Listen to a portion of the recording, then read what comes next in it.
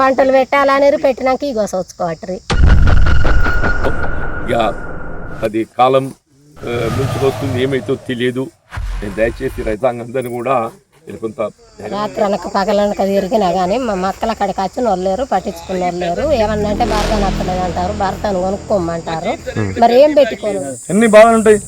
రైతాంగ మక్కలు ఉన్నాయి, మక్కలు పోసి బీర్పూర్లో వారం అవుతుంది. అక్కడ సెంటర్ ఒకటే ఉన్నది, వేరే సెంటర్ లేవు. అక్కడ చూస్తే 250 నుంచి 300 లైన్ పోయింది. మీరు రోజు రావాలి పోవాలి కనిపిస్తుంది.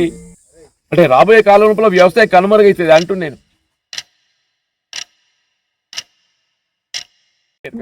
ఏదైనా మన బీర్పూర్ మండలం రైతాంగం యొక్క పరిస్థితి చూస్తుంటే చాలా దిగాలు ఉన్నది. నేను ఇక్కడ కాలనీల సమస్య,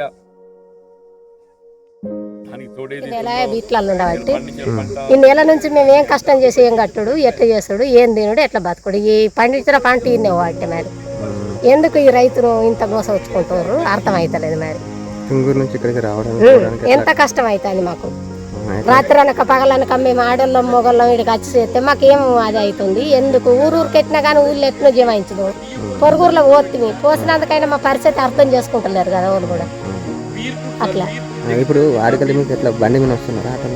ఆటోకు బస్కి రైలు మాకు బండి నడపరాదా, ఎడ్ల బండి ఇట్లా వచ్చేసరికి రాత్రి మాకు ఎంత కష్టం కావాలి. ఎంత వేసారమ్మా పొలం? మేము 3 ఎకరాలు. మంచిగా మరి పంట మంచిగానే వచ్చింది సార్. మాకు పంట వచ్చింది కానీ పంటతో కష్టం బాగా అవుతుంది. ఆ శనివిని ఉన్నప్పుడు ఈ కష్టం లేదు.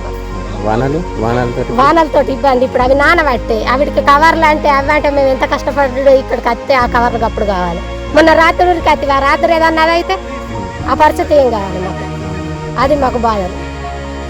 ఇప్పుడు అవి మొలకలు అయితే కూడా మావిన్నే ఎత్తారు కదా సార్. మళ్ళీ అట్లా కూడా ఆ ఇబ్బంది ఎట్లా, ఆ ఖర్చు ఎట్లా నిండాలి మాకు. ఏం కష్టం చేస్తుంది. ఎక్కడున్నారా మక్క వేసినాం, తెచ్చినాం, క్యాన్కు పట్టినాం, పంట కూడా పట్టినాం. పట్టి 15 రోజులు అవుతుంది. అక్కడ పోసినాం కవర్లు. రాత్రి వర్షం వస్తే ఇబ్బంది, మా కవర్లు కొట్టుకపోతున్నాయి. ఇప్పుడు అంతా తగిలిపోన్నది. 3 ఒక్కడ మక్కలు. రాత్రి వర్షం వస్తే అక్కడ కురకాలి, మళ్ళీ ఇటు రావాలి రాత్రి. ఎంత ఇబ్బంది మాకు. అంటే వీళ్ళు ఏమంటున్నారు? ఏమంటున్నారు? ఒక వ్యాన్లు వస్తే బాధలు లేదంటారు, బాధన వస్తే ఆనత్తలేదన్నాడు. వీటి 3 రోజులు బాధ వచ్చిపోయాడు. అయితే రేవంత్ రెడ్డి ఒక బుడ్డరకాన్ లెక్క తుపాకి రావడం ఏమంటాడు, నేను మాటకు నవ్వలే కానీ పూటకు దిక్కులేను అన్నట్టు ఉంటుంది. ఏదైనా రైతుల పరిస్థితి చాలా దీనంగా ఉన్నది. ప్రభుత్వం స్పందించాలి. రేవంత్ రెడ్డి ఏదైతుందో కేవలం ఉన్నోళ్ళ కొరకే ప్రభుత్వం అని చెప్పి అనుకుంటూ సరైంది కాదు. ఉన్నోడు అటో ఇటో చేసి ఎట్లో బతుకుతాడు. లేనోడు గరీబోడు రైతు కూల గురించి ఆలోచన చేయవయా. అంతడు ఉంది నాయన, అంతడు. నేను రాయకల్ పోయిన అదే సమస్య, మన జగిత్యాల మండలం పోయిన అదే సమస్య, ఎక్కడ పోయినా అదే సమస్య నాయన. ఇప్పుడు 2400 మద్దతు ధర ఉంటే మార్కెట్లో 1700, 1800 ఉంది. అప్పుడు ప్రతి క్వింటల్ మీద 600 రూపాయలు నష్టపోతుంది.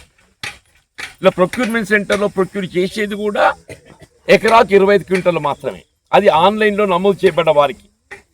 ఇప్పుడు సాగు చేసిన రైతు అందరూ కూడా ఆన్లైన్లో నమోదు చేసుకోవడము రైతుల్లో అవగాహన లేదు.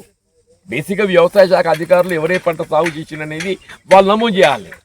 వాళ్ళు నమోదు చేయక వదిలేస్తే ఏదైతుందో ఇవాళ ఇది ఆన్లైన్లో నమోదు చేయబడలేదు కాబట్టి మేము ధాన్యము మీ మొక్కజొన్న సేకరింపజేయమంటారు.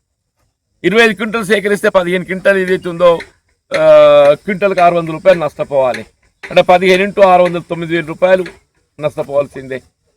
మీరు సేకరిస్తున్న 20 క్వింటల్ కూడా మన బీర్పూర్ సెంటర్ చూస్తే ఇప్పుడు 4 రోజులు అయినా గన్నీ లేదు. డిఎం ఫోన్ లేపుతలేడా అంటున్నాను. ఆ ఎండి గారు ఫోన్ లేపిరు. అదృష్టం ఎండి గారు లేపిన ఫోను, డిఎం అయితే ఫోన్ లేపడా. ఏదైతే ఒకసారి తడిస్తే ఫంగస్ వస్తే నీకు పశువులు కూడా ముట్టాయని చెప్పి అంటున్నాను. ఇప్పుడు మొగుల చెరువులు మొత్తం రైతులందరూ ఏదైతుందో మొత్తం కుప్పలు చేసి మాయిశ్చర్ వచ్చినాక మళ్ళీ దగ్గర చేసి మళ్ళీ దాని మీద తాడిపత్రులు కప్పుకుంటాం. అంటే ఇప్పుడు పంట సాగు చేయడానికి ఎంత కష్టపడ్డారో ఇప్పుడు అమ్ముకోవడానికి అంతకంటే 4 గంటలు కష్టపడే పరిస్థితి ఏర్పడుతుంది. రోడ్ల మీద లారీలు కనబడాలన్నా ట్రాక్టర్లు కనబడుతున్నాయి. రవాణా అనేది లారీలలో జరగాలి. లారీలకు మాయమైపోయినాయి. ఏంద్ర నాయన అని చెప్పంటే మాకు అన్లోడ్ అయితే లేదు, ఒక్కొక్క లారీ 5 రోజులు కూర్చుంటుంది, నేను ఏం చేయమంటారని చెప్పి లారీలో అంటారు. ఇక ట్రాక్టర్ ఏమైనా మంచి రైతు ఏదైతే సోకిన తర్వాత అటు చేసి ఇటు చేసి ట్రాక్టర్ దొరకబట్టుకొని పోతే ఆ మిల్ కాడ దాని వేమెంట్ బ్రిడ్జ్ ఉండదు. ఇక్కడ గోడౌన్ ఇచ్చింది ఒకటి, అక్కడ వేమెంట్ బ్రిడ్జ్ లేదు. వేమంటి బ్రిడ్జి మళ్ళీ ధర్మపురి పోవాలి. ధర్మపురి పోయి అక్కడ తూకం వేసుకొని మళ్ళీ ఇక్కడికి వచ్చి అన్లోడ్ చేసి మళ్ళీ ధర్మపురి పోయి మళ్ళీ స్థితి తీసుకొని అప్పుడు ఆడి ఇంటికి వస్తే వాడి పైసలు ఎన్నడతాయో ఎన్నడబోతాయో ఇక దేవునికి ఎరకని చెప్పి అంటారు. ఏదైనా మన బీర్పూర్ మండలం రైతాంగం యొక్క పరిస్థితి చూస్తుంటే కొత్త చాలా దిగాలుగా ఉన్నది. నేను ఇప్పుడు ఇక్కడ కాలనీల చూ సమస్య,